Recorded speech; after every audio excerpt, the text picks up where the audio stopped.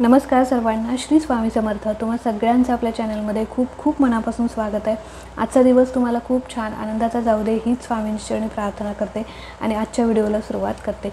तर बघा, आजच्या व्हिडिओमध्ये आपण अतिशय सुंदर आणि अतिशय साधा सोपा पण तितकाच प्रभावशाली उपाय बघणार आहोत, जो की आपल्याला होळी पौर्णिमेच्या दिवशी करायचा आहे. बघा, होळी पौर्णिमेला आपल्या हिंदू धर्मामध्ये अनन्यसाधारण महत्त्व आहे. होळी पौर्णिमा हा दिवस असा आहे की वाईटाचा नाश करून चांगल्यावर विजय प्राप्त करणे. म्हणून होळीच्या दिवशी आपण अनेक म्हणजे वाईट विचार, वाईट म्हणजे घरामध्ये ज्या काही वाईट वस्तू आहेत, नकारात्मकता निर्माण करणाऱ्या वस्तू आहेत, त्या सगळ्यांचा नाश करत असतो. होळीमध्ये त्यांना दहन करत असतो आणि चांगल्या गोष्टींचा प्रभाव आपल्या जीवनावर पाडून घेत असतो. चांगले विचार आपल्या आचरणात आणत असतो. त्याचबरोबर ज्या काही चांगल्या गोष्टी आहेत त्या आत्मसात करण्याचा प्रयत्न करत असतो. तर होळी म्हणजे काय, तर थोडक्यात वाईटाचा नाश करून चांगल्यावर विजय प्राप्त करणे हा होळीचा म्हणजे थोडक्यात होळीला म्हणजे महत्त्व आहे. तर बघा, होळीच्या दिवशी आपल्याला कोणता उपाय करायचा आहे, तर अतिशय सुंदर आणि अतिशय साधा सोपा उपाय आहे. बघा, होळी पौर्णिमेला आपल्या हिंदू धर्मामध्ये अनन्यसाधारण महत्त्व आहे आणि पौर्णिमा हा असा दिवस आहे की म्हणजे लक्ष्मी प्राप्तीसाठी किंवा लक्ष्मीला प्रसन्न करून घेण्यासाठी अतिशय महत्त्वाचा दिवस आहे. त्याच बघा, प्रत्येक पौर्णिमेला आपण लक्ष्मी प्राप्तीच्या अनेक सेवा करत असतो, उपाय करत असतो. जसं की सत्यनारायण असेल किंवा इतर उपाय सेवा, कुंकुमार्चन असेल, ह्या सगळ्या सेवा आपण करत असतो. त्याचबरोबर हा उपायसुद्धा आहे तो अतिशय प्रभावशाली उपाय आहे. कशासाठी करायचा, तर आपल्या घरामध्ये प्रत्येक उपाय, प्रत्येक सेवा, माझी एवढी मोठी इच्छा पूर्ण होऊ दे किंवा ही मनोकामना पूर्ण होऊ दे, हे माझं काम होऊ दे म्हणून करायचं नसतं. बघा, ह्या इच्छा तर पूर्ण होत असतातच. आपले गुरु आपल्या ज्यावेळी पाठीशी असतात त्यावेळी प्रत्येक इच्छा आपली पूर्ण होत असते. पण ती इच्छा कधी पूर्ण होते, ज्यावेळी योग्य वेळ येईल त्यावेळी, आपले भोग संपतील त्यावेळी. पण आपले भोग संपतात कधी, आपल्या हातून ज्यावेळी सेवा घडेल, आपल्या हातून ज्यावेळी काही म्हणजे उपाय तापाय घरामध्ये घडतील, त्यावेळीच आपल्या ज्या काही इच्छा मनोकामना असतात त्या पूर्ण होतात आणि आपल्या गुरूंचा सुद्धा आपल्या आशीर्वाद पाठीशी राहत असतो. म्हणून प्रत्येक वेळी इच्छाच पूर्ण व्हावी म्हणून सेवा करायची नाही. उलट इच्छा मला महाराजांनी किंवा माझ्या देवाने भरपूर काही दिलेलं आहे म्हणून सुद्धा काही आपण घरामध्ये सेवा केली पाहिजे. लक्ष्मी प्राप्तीची सेवा आपण केली पाहिजे. बघा, बऱ्याच वेळेला कमेंट्स येतात की ताई, आम्हाला म्हणजे पैसा पुरत नाही किंवा आलेला पैसा टिकत नाही, वायफळ खर्च होतो, दवाखान्यामध्ये असेल, कोर्ट कचेरीमध्ये. तर हे का होतं, तर आपल्या घरामध्ये म्हणजे माता लक्ष्मीच्या सेवा उपाय कमी पडतात किंवा कुठेतरी लक्ष्मी आपल्यावरती नाराज असते, म्हणून हे सगळं घडत असतं. म्हणूनच हे छोटे मोठे उपाय जे आहेत ना, ते असे आपल्याला दिसत जरी नसले तरी आपल्याला खूप काही देऊन जात असतात. म्हणून हे छोटे मोठे उपायसुद्धा आपल्याला करायचे आहेत आणि इतर वेळी करण्यापेक्षा असे पौर्णिमेला किंवा अमावस्येला जे आपण उपाय करत असतो त्याचा अधिक लाभ आपल्या जीवनावर पडत असतो. इतर दिवशी तर म्हणजे त्याचा लाभ मिळतोच, पण अशा विशिष्ट तिथींदिवशी जर आपण असे उपाय तापाय केले तर त्याचा दुप्पट तिप्पट लाभ, अधिकपट लाभ आपल्याला मिळत असतो. तर हा उपाय कशासाठी करायचा, बघा, आपल्या आयुष्यामध्ये सुख समृद्धी नांदावी, घरामध्ये जे काही भांडण तंटे चाललेले आहेत त्याचा नाश व्हावा, घरामध्ये सगळेजण सुखाने राहावेत, कुलदेवीचा आशीर्वाद प्राप्त व्हावा, माता लक्ष्मीचा आशीर्वाद आपल्या पाठीशी राहावा, यासाठी आपल्याला ही सेवा करायची आहे किंवा हा उपाय करायचा आहे. तर त्या काय करायचं, अगदी साधा सोपा उपाय आहे. घरातल्या कुलस्त्रीने हा उपाय केला तर अतिशय उत्तम. कारण घराची कुलस्त्री ही घराची लक्ष्मी असते आणि घरातल्या लक्ष्मीने जर हा उपाय किंवा ही सेवा केली तर खूप सुंदर म्हणजे चांगलं.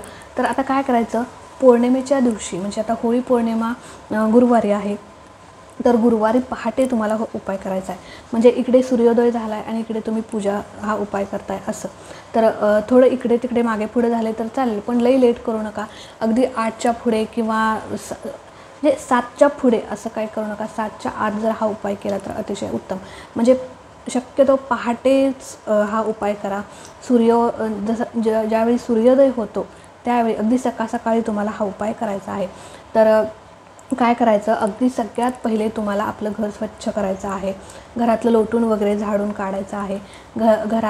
घराचा जो मेन म्हणजे दरवाजा आहे तो स्वच्छ पुसून घ्यायचा आहे. आपलं अंगण जे आहे ते अंगणामध्ये पाणी शिंपडायचं आहे. अंगणामध्ये पाणी शिंपडताना त्या पाण्यामध्ये थोडीशी हळद टाका, कारण त्या युक्त पाण्याने आपल्या दारामध्ये जी काही निगेटिव्हिटी साठलेली आहे ती निघून जाईल आणि माता लक्ष्मी आपल्या घरामध्ये आगमन करेल. कारण माता लक्ष्मीला हळद अतिशय प्रिय आहे. तर हळदयुक्त पाण्याने तुम्हाला घराचा जो म्हणजे दार आहे ते त्या दारामध्ये पाणी शिंपडायचं आहे. त्याचबरोबर तुम्हाला हळदीचं लेपन करायचं आहे. हळदीचं लेपन तुम्ही पौर्णिमेला करत असाल तर नक्की करा. आणि मुख्य दरवाजा जो आहे तो स्वच्छ पुसून घ्यायचा आहे. त्याला धूप दीप अगरबत्ती ओवाळून घ्यायची. हे कधी आधी पहिल्यांदा देवपूजा करायची. घर वगैरे स्वच्छ पुसून घ्यायचं. त्यानंतर अंगण वगैरे लोटून सडा वगैरे मारायचा, रांगोळी काढायची, देवपूजा करायची. देवपूजा झाल्यानंतर म्हणजे तुम्हाला हा उपाय जो आहे तो देवघरापुढे बसूनच करायचा आहे. आता काय करायचं, तुम्हाला 2 पंत्या घ्यायच्या आहेत. तुम्ही मातीच्या पंत्या घेऊ शकता, मातीच्याच पंत्या घ्यायच्या आहेत. दुसऱ्या असल्या म्हणजे आपल्या पितळेची जी काही असतात त्या घेतल्या तरी चालतील, पण मातीच्या पंत्या शक्यतो घ्या. 2 पंत्या तुम्हाला घ्यायच्या. एक छोटासा वारका पाट घ्यायचा. त्या पाटावरती त्या पंत्या एक वस्त्र अंतरायचं, त्याच्यावरती त्या 2 पंत्या ठेवायच्या. तर तिळाचं तेल टाकायचं. तिळाचं तेल हे अतिशय प्रभावी असतं देवघरामध्ये दिवा प्रज्वलित करण्यासाठी. म्हणून त्या दोन्हीही पंत्यामध्ये आधी देवपूजा वगैरे करून घ्यायची. आणि सगळ्यात पहिले उपाय करण्याआधी माता लक्ष्मीला, आपल्या कुलदेवीला, अन्नपूर्णा मातेला, सगळ्या देवी देवतांना आवाहन करायचं की मी जो काही हा उपाय किंवा जी ही सेवा करते ती माझ्या घराच्या सुखासाठी, समाधानासाठी, घर एकोप्याने राहावं, घरातील मुलं बाळं आनंदाने राहावीत यासाठी हा उपाय करत आहे. आणि बघा, पैसा, प्रॉपर्टी सगळं आपल्याकडे असतं, पण कुठेतरी मनाचं समाधान, सुख, शांती हे सुद्धा तितकंच महत्त्वाचं असतं. म्हणून पैशापेक्षा, प्रॉपर्टीपेक्षा हे सुख जे आहे ते खूप मोठं असतं आपल्यासाठी. म्हणून घर व्यवस्थित राहण्यासाठी, घरातील माणसं एकोप्याने राहण्यासाठी, सुख, समाधान, शांती घरामध्ये आणण्यासाठी आपल्याला हा उपाय करायचा आहे. तर आता 2 पंत्या घ्यायच्या. पंत्यामध्ये तिळाचं तेल टाकायचं. लक्षात घ्या, तिळाचंच तेल टाकायचं. नसेल तर तुम्ही तूप टाकू शकता, काही हरकत नाही. पण तिळाचं तेल जर तुमच्याकडे असेल तर तिळाचं तेल टाकायचं. आणि दोन्ही पंत्यांमध्ये तुम्हाला खोबरेल तेलामध्ये भिजवून वात टाकायचे. खोबरेल तेलामध्ये भिजवलेली जी वात आहे ती त्या पंत्यांमध्ये तुम्हाला घालायचे. तर असं झालं. 2 पंत्या घ्यायच्या, तिळाचं तेल टाकायचं. खोबरेल तेलामध्ये भिजवलेली वात तुम्हाला त्या पंत्यांमध्ये घालायची आहे. त्या पंत्या, दोन्ही पंत्यामध्ये 11, ह्या पंक्तीमध्ये 11, त्या पंक्तीमध्ये 11, अशा दोन्ही पंत्यामध्ये 11 अक्षरा तुम्हाला टाकायचे आहेत. अख्खे तांदूळ, ना की कुठे मोडलेले तुटलेले तांदूळ अजिबात टाकायचे नाहीत. तर या पंक्तीमध्ये 11 तांदूळ टाकायचे, त्या पंक्तीमध्ये 11 तांदूळ टाकायचे. त्यानंतर भीमसेनी कापूर जर तुमच्याकडे असेल तर त्याचा तुकडा दोन्ही पंत्यांमध्ये 1 टाकायचा. त्याचसोबत अख्खी लवंग तुम्हाला टाकायची आहे. तर ह्या सगळ्या वस्तू दोन्ही पंत्यांमध्ये तुम्हाला टाकायचे. तर अशा प्रकारे ही सेवा करायची आहे. परत लक्षात घ्या, मी परत एकदा सांगते, व्हिडिओ थोडं मोठा होईल पण परत एकदा सांगते. 2 तुम्हाला मातीच्या पंत्या घ्यायच्या आहेत. त्याच्यामध्ये तिळाचं तेल नसेल तर तुम्ही शुद्ध गाईचं तूप टाकू शकता. तर त्यानंतर खोबरेल तेलामध्ये भिजवलेली वात त्यामध्ये तुम्हाला टाकायची आहे. 11 अशा अख्खे तांदूळ तुम्हाला त्यामध्ये टाकायचे आहेत, म्हणजेच अक्षरा टाकायचे आहेत. तांदूळ हे शक्यतो मोडलेले नसावेत, अख्खे असावेत. त्यानंतर भीमसेनी कापुराचा तुकडा तुम्हाला त्या म्हणजे दिव्या पंत्यांमध्ये टाकायचा आहे. आणि 1 अख्खी लवंग, जी कुठेही तुटलेली, फुटलेली मोडलेली नसावी, अशी अख्खी लवंग तुम्हाला त्या दोन्ही पंत्यांमध्ये टाकायचे.